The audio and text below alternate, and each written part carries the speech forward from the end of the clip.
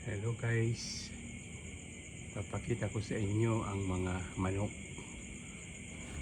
Nandito na sila lahat sa puno, pwera lang nung mag-iinang yun na nasa kulungan. Yun, pwera lang yung mag-iina. Pero ito, yun, ito si Onik, yung pinakamatanda dyan. Ayan o, si Onik tulog, katabi si Nigi. Tapos ito yung mga maliliit, ayan, yan, iniakyat ko pa sa puno yung brown na yan kasi hindi pa kayang lutad saka nasa ilalim niya. Tapos ito naman yung maliit na ano, yan. So bali ang mga bagong lahi dyan is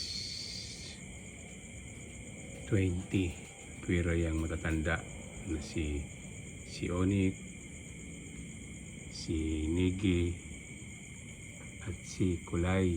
Pero yan, ayun pa doon sa may tulo. Ito yung isang maliit nasa gilid. Yan yung nakakulong na apat. Ito yung isa, tapos ito yung dalawa sa kayan, tapos isa nandoon sa tulo doon katabi ng mga tandang. Tapos yung mga anak ni Nigi, yung nasa ilalim na yan, 5 yan na mga nakadapo na rin ngayon. Dahil si Nigi ay inano na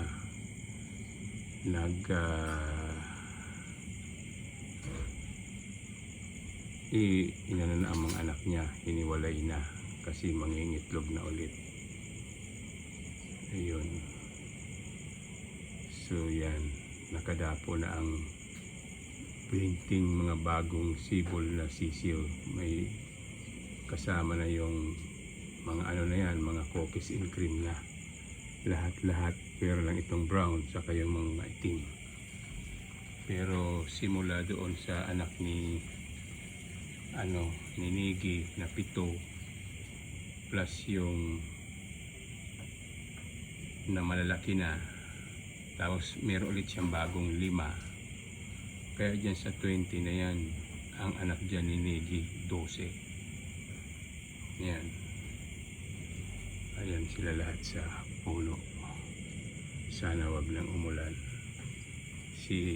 Sobrang kapaguran, kahabol na mga tandang. Tulog na. Si Onik, katabi niya si yung maitim na yun, katabi niya si Nigi. Tapos doon katabi si Kulay, dalawa ang babae niya ni. Tapos yung isa nandito sa kahon dito, yung isang caramel nandyan, ewan ko, hindi mahagip, nandyan yan yan. Ito naman si Bonbon, walang katigilan ito ng kakakain. Bonbon, matulog ka na, nakadalawang kain ka na. Okay ka na?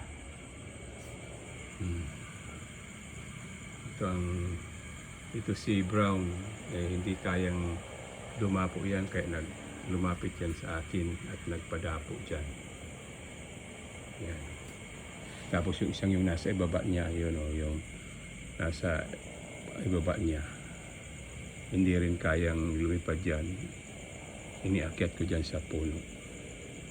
Yun. Yung isa naman busy sa kalilinis ng katawan niya. Yun, anak yan ni Nigi, yung mga panganay. Yung isa pa nandun,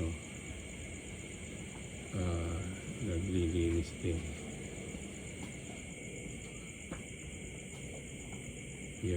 Yun. Hoy! Yung chinilas ko na naman, sabi ko wag mong paglalaroan yan, ha. Matulog ka na. Tulog ka na doon sa ilalim. Okay.